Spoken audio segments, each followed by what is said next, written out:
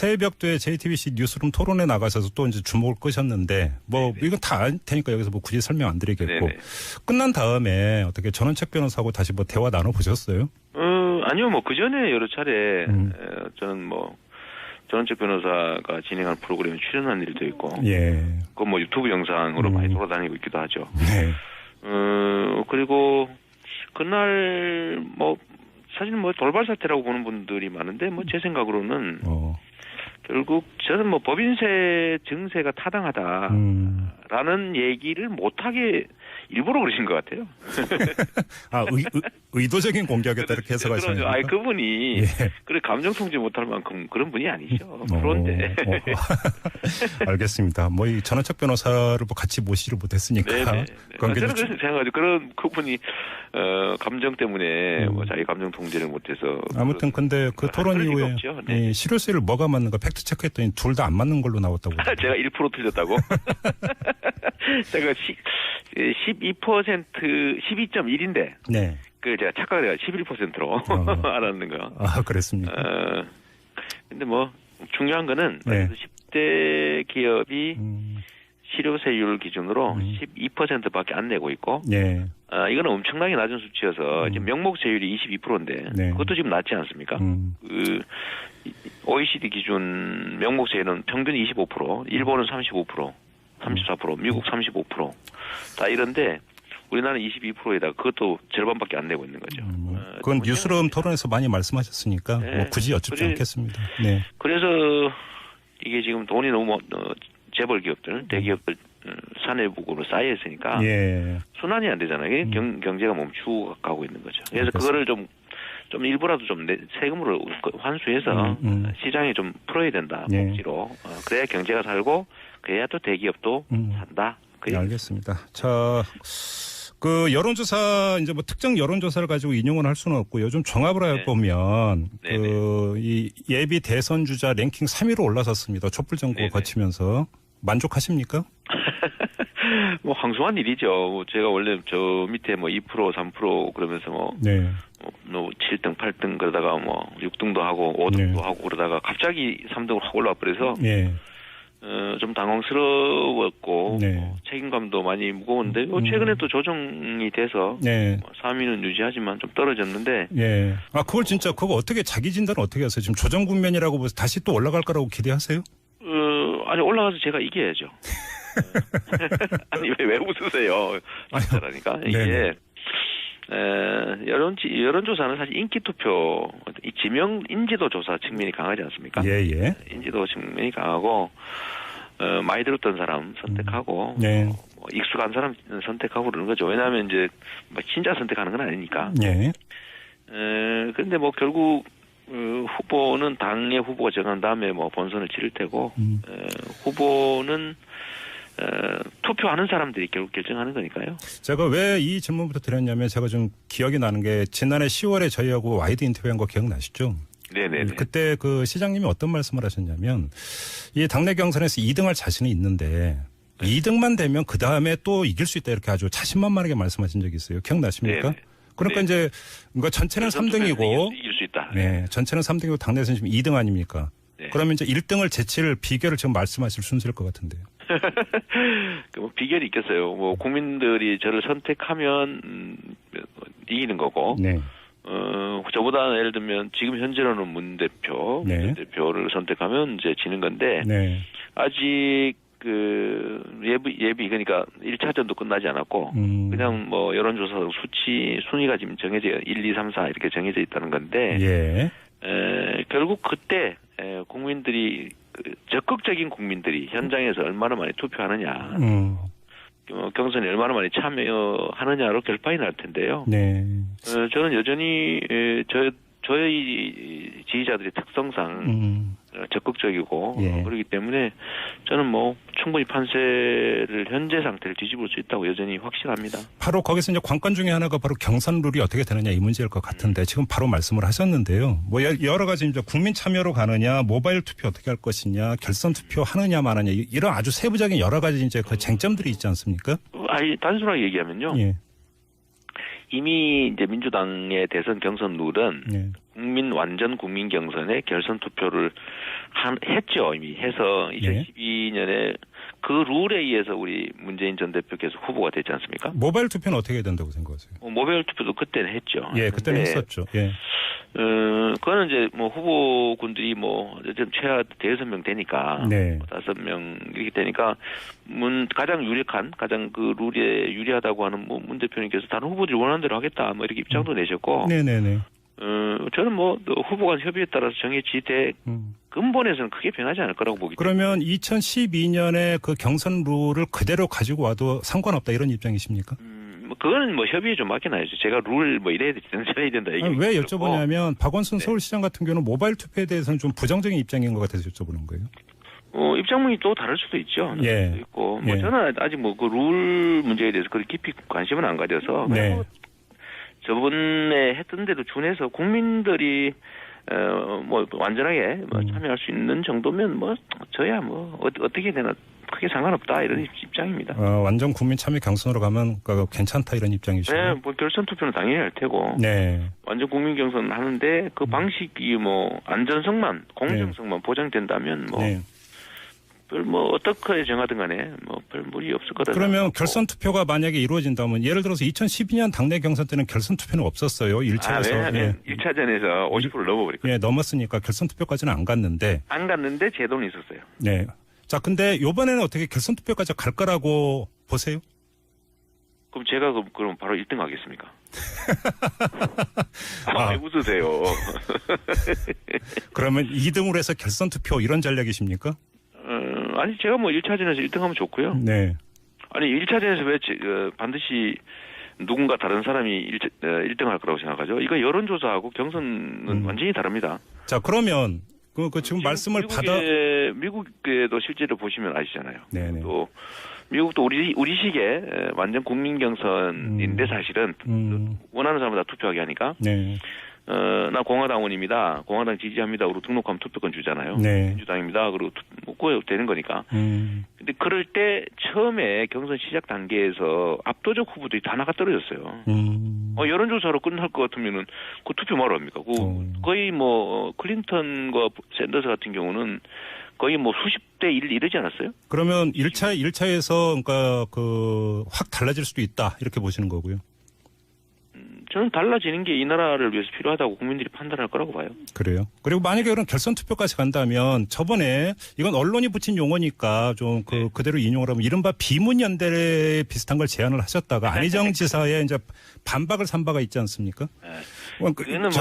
저는 그거에 대해서 그냥 다시 그러니까 복고적으로 여쭤보는 게 아니라 만약에 결선 투표로 간다면 결국은 2위 후보를 뭐 다른 후보들이 이제 같이 힘을 합치느냐 이게 관건 아니겠어요? 근데 그게 가능하겠느냐 이걸 좀 여쭤보려고 드리는 질문. 아니 그거야 문 대표께서 2등할 수도 있죠. 네. 그거를 왜 전제를 그렇게 하는지 잘 모르겠고. 네. 분명하게 다시 한번 얘기하지만 저는 뭐 비문연대 아니 문이 1등이라는 사실 내가 왜 인정하겠어요. 비문연대 이런 제안하는 일도 없고요. 네. 우리가 지금 현재 상태로 좀 약체인 사람들끼리 역량을 강화해서 팀 전체 전력을 올리고 예. 그걸 통해서 문 대표를 포함해서 큰 팀으로 하나 전 팀이 이기는 쪽으로 가야 된다. MVP는 국민이 정해주는 거지 후보들끼리 합의해서 정할 수 있는 게 아니다. 물론 제가 그렇죠. 그 얘기 수없이 반복적으로 하는데 예. 이걸 비문연대를 했다고 저를 사실 공격한 거죠. 일부 언론하고. 네. 제가 앞뒤 뭐 한 얘기 중에 저 무슨 특정인하고 연대해서 특정인을 넘자 이런 얘기 한 번도 한 일이 없어요. 저는 언제나 팀플레이 얘기하지 않습니까? 팀플레이. 예. 자, 그러면 다시 이 질문을 드리겠는데요. 각종 여론조사를 종합을 하면 문재인 전 대표의 지지율과 우리 시장님의 지지율은 거의 한 더블 스코어가 나고 있거든요. 더블 스코어 나오죠. 네. 뭐 그러면 한때는 뭐 더블 스코어가 아니라 한 7, 8%, 10% 네. 가까이 쫓아간 일도 있죠. 네네. 자, 그러면 이 간극은 어떻게, 그러니까 지금 7835님이 문자 주셨는데요. 그냥 그대로 읽어드리겠습니다. 네. 자, 시장님 민주당 경선에서 문재인 전 대표 이길 비책을 준비하고 있나요? 있다면 말해주세요. 이런 문자가 왔거든요. 세상에 비책이 어디 있습니까?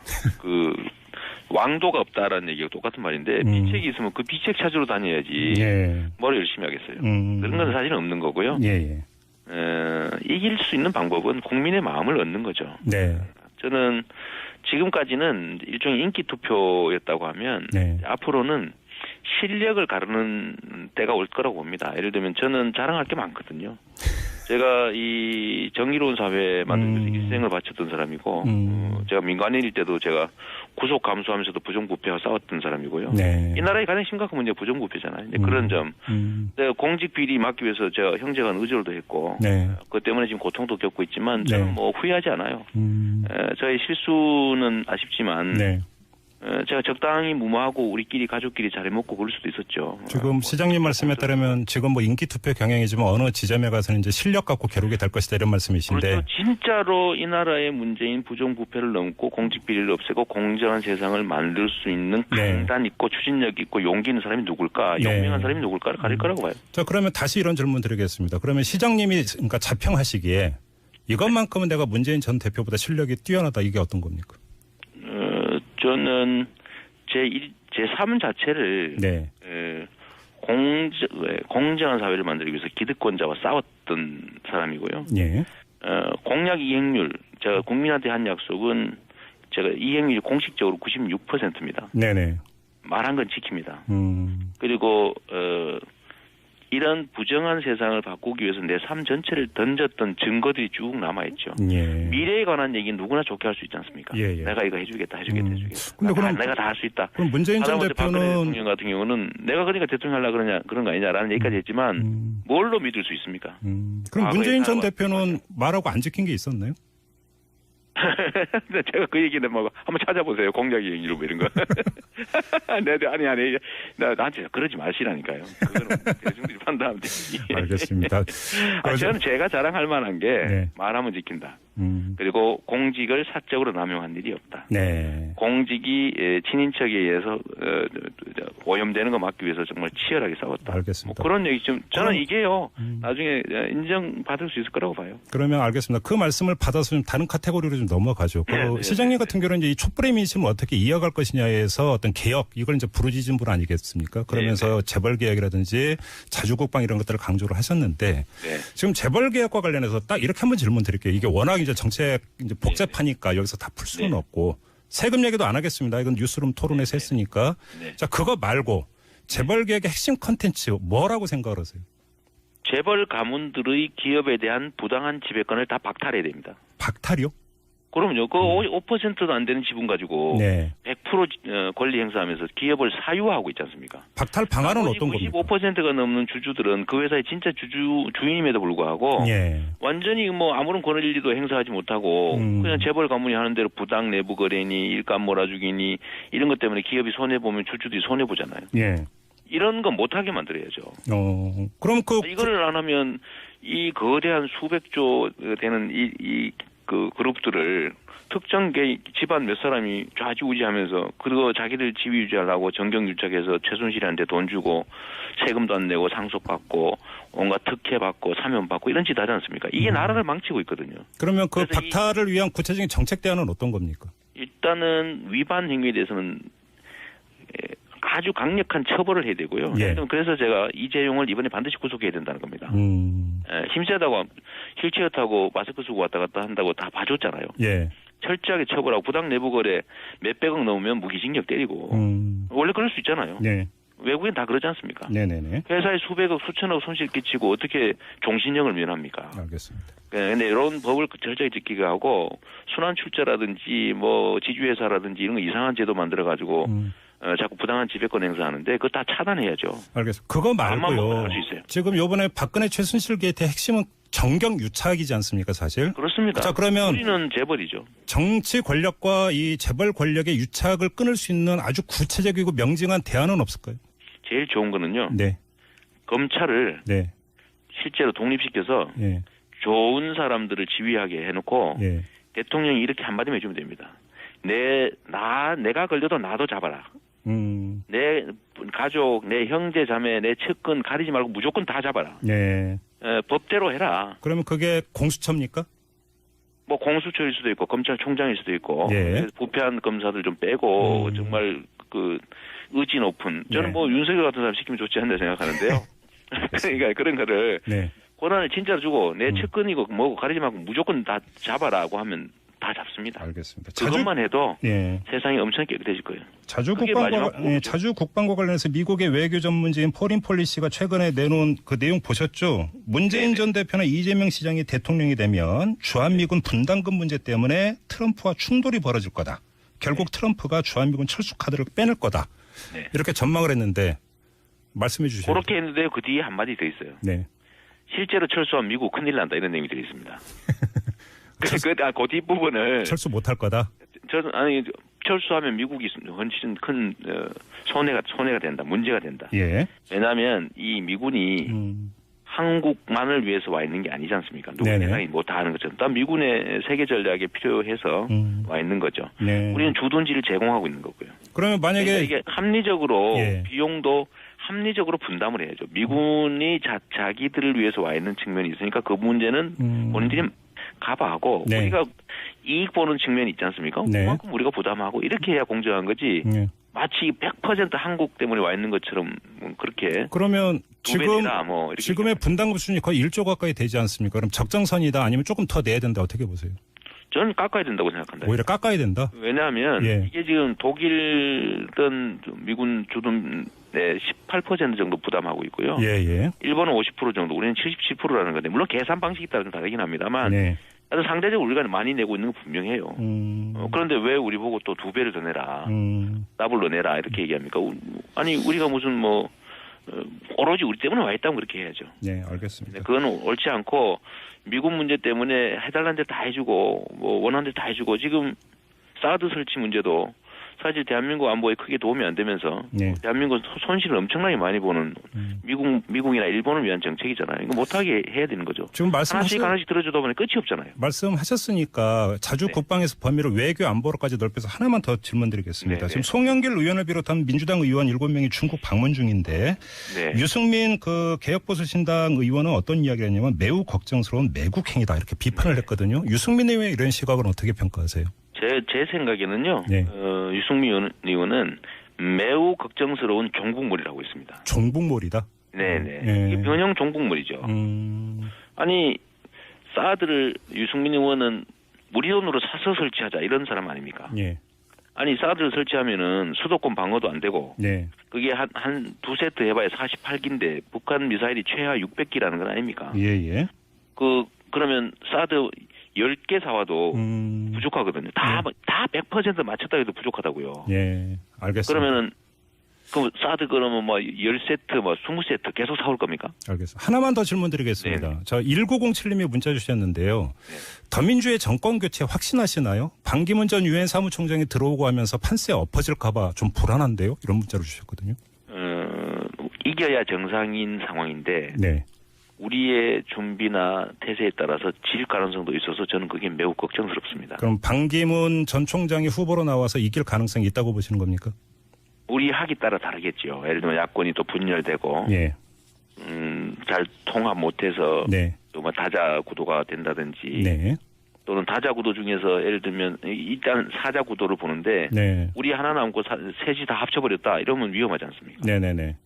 예를 들면 우리는 둘인데 저쪽은 하나로 합쳤다. 뭐 예를 들면 이런 상황이 발생할 수 있는데 네. 책임을 져야 될 세력하고 책임을 물어야 될 세력들이 있는데 네. 책임을 물어야 될 세력들 소위 야권 세력들은 최대한 통합하든지 연대하든지 네. 후보 단일화를 하든지 예. 해서 국민들이 원하는 바대로 예. 바꿔야죠. 책임을 물어야 되는데 이게 지금 안 될 가능성이 상당히 있습니다. 제가 볼 때는. 예. 그러면 상대는 단결하고 우리는 분열하고 이럴 경우에는 딱 87년 상황이 발생할 수도 있습니다. 시장님 지금 시간이 딱 1분 남았는데요. 그 말씀하니까 하나만 더 드리고 1분밖에 쓰실 수가 없습니다. 네네. 그러면 후보 단일화를 성사시키기 위한 어떤 나름의 방안을 갖고 계세요? 야권 인사들끼리 신뢰라고 하는 걸 최대한 확보해야 되고요. 네. 또 서로 최소한 연정에 버금가는 뭔가 조치도 내놔야 될 테고 네. 서로 예를 들면 적대하지 않는 상황을 만들어야 되겠죠. 네. 네. 그러면 지금 국민들이 만들어줄 텐데 그렇게 할 수 있는 상황을 만드는 건 우리 모섬들 정치인들의 몫이기도 합니다. 그러면 저 사람은 이렇다 이렇게 뭐 손가락 찌르고 사태 지르는 거 별로 바람직하지 않다 이런 말씀이시죠? 그렇게 하면 절대로 안 되죠. 그러면 이래서 며칠 전에 안희정 지사가 손학규 전 대표 공격한 걸 어떻게 평가하세요? 글쎄, 저는 안희정 지사도 생각이 있어서 하신 일일 테니까 거기에 대해서 뭐라고 하고 싶지 않고요. 네. 가능하면 차이보다는 같은 점을 찾아가는 과정이 더 우리의 미래를 밝게 할 거다. 예, 알겠습니다. 참 시간이 너무 없네. 이제 마무리해야 되는데 여쭤볼 거 참. 나중에 한번 다시 한번 기회 주시죠. 그러세요. 네, 알겠습니다. 고맙습니다, 시장님. 네, 새해 복 많이 받으세요. 네.